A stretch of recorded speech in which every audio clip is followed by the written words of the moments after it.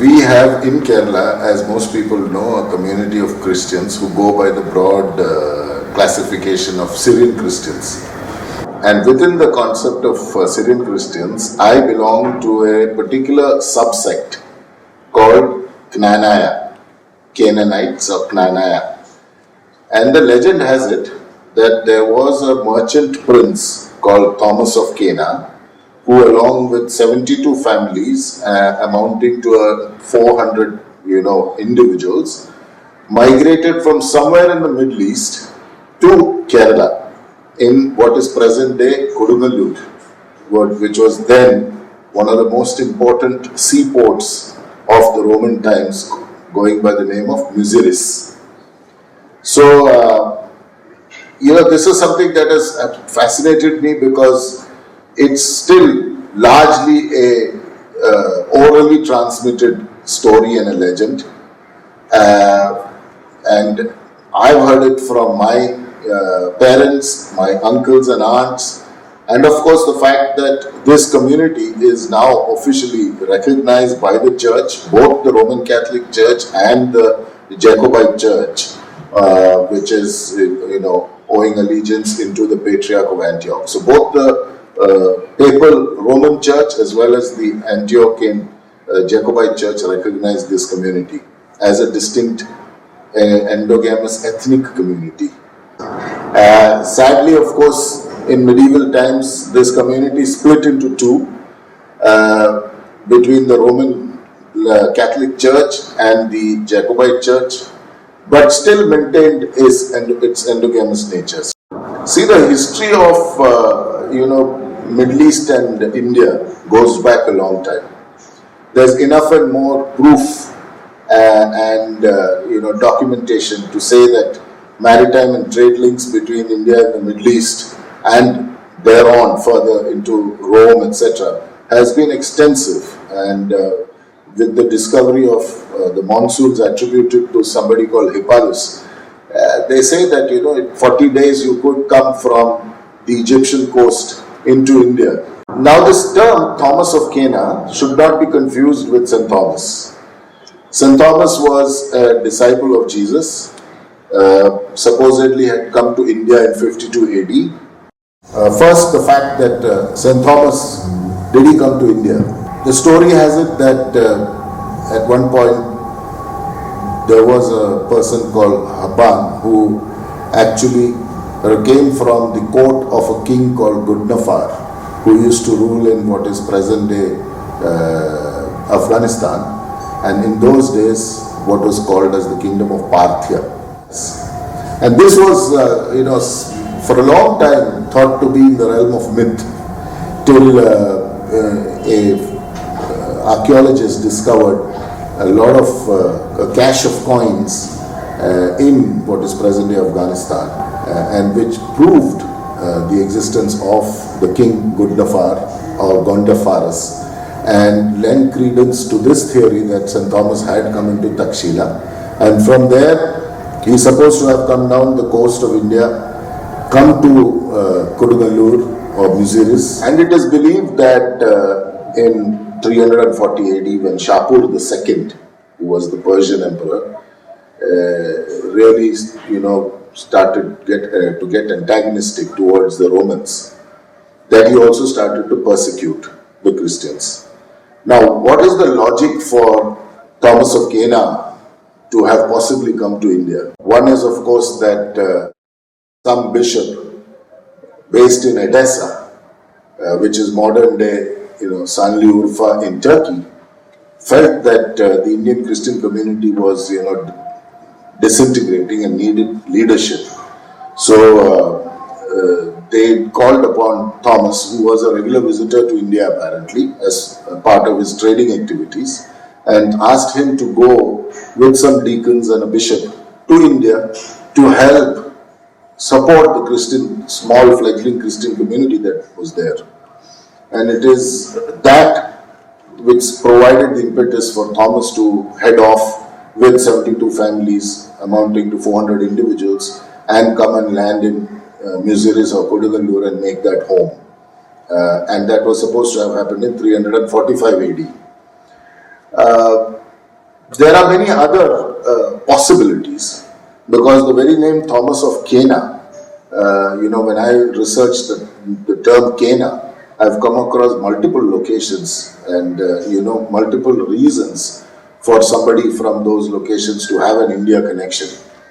The old Roman trade routes were, you would come from Rome by ship to Alexandria, then you would sail up the Nile to a place called Coptus, and that was in the old days called Knanaya, and from there you would go by land. It was a 7-day journey to a port called Berenike, and from Berenike you headed off into India, and in fact there is the famous book called Periplus of the Erythraean Sea, in which this is referred to. So there is a Kenai there, which phonetically is very close to the term Kena or Knanaya or Kenai.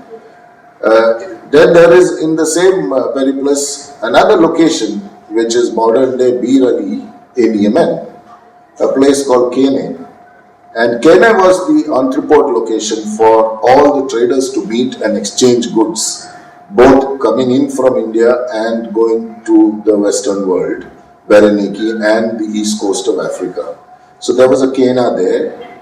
There is a Kenak village which is there near Mosul, which is also very close to where Thomas of Cana is supposed to have originated from, as per the Edison or Sanli Urfa theory.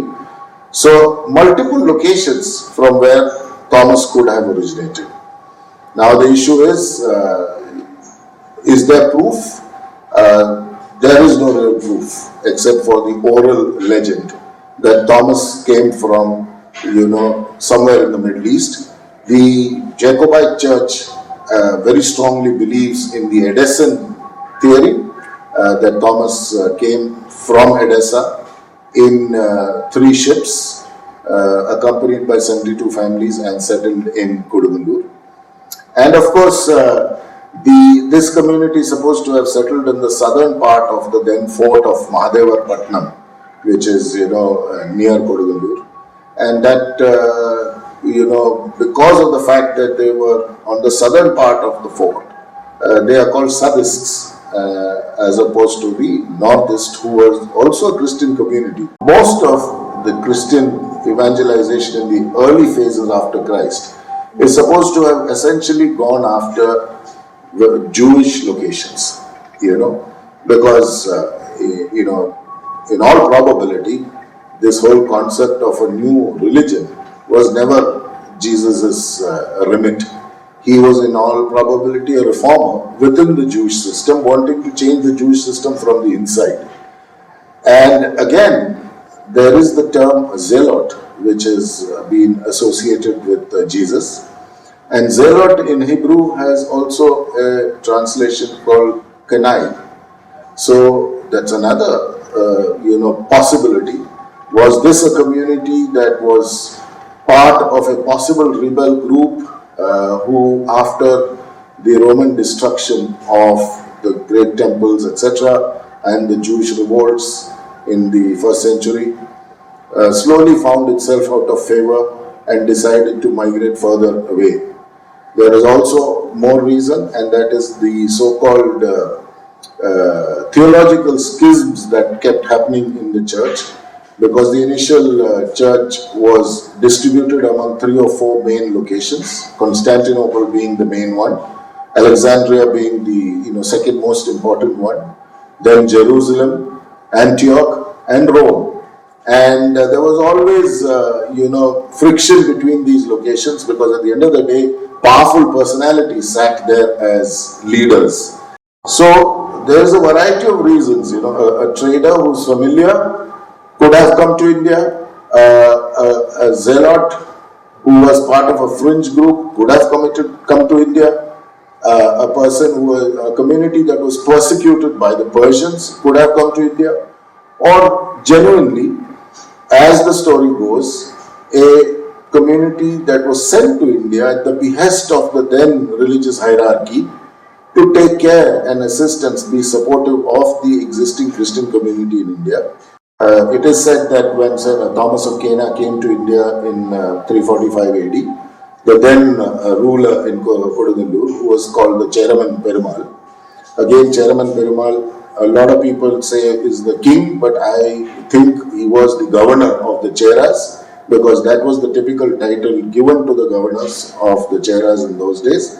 So Chairman Perumal is supposed to have given 72 rights inscribed in copper plates and called Knanaya and Chapad. These copper plates were supposed to have been in existence for a long while, and in the 15th and 16th century supposed to have been given to the Portuguese for safekeeping, from where it is supposed to have gone missing, though there is a record of Colley who seems to have found a print of these sometime, and seems to have borne out the theory that there were these 72 concessions or grants or favors that were given to this community.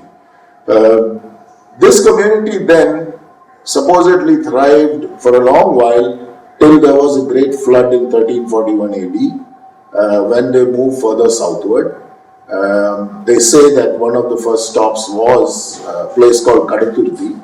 And Kadathurthi in Malayalam translated is the Kadal is the sea and Thurthi is actually the shore. So it was probably a town located on the backwaters and was one of the important ports of those times. And this community is supposed to have come and settled there.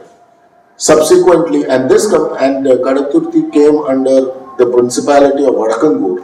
Thereafter, spread into the interiors of Kerala over a period of 200-300 years.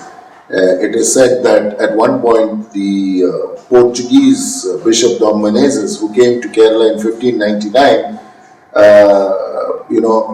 basically classified all of the Kerala Christians as heretics because their allegiance went into the Eastern Church, which was headquartered in initially through the Rivat Shahar, which is present-day Bushehr in Iran, into the so-called Catholicos, or the Metropolitan, who was based in Seleucia, Ctesiphon, which was the capital of the Persian Empire, which is near present-day Baghdad, and who in turn went into the Patriarch based in Antioch, which is in southern Turkey.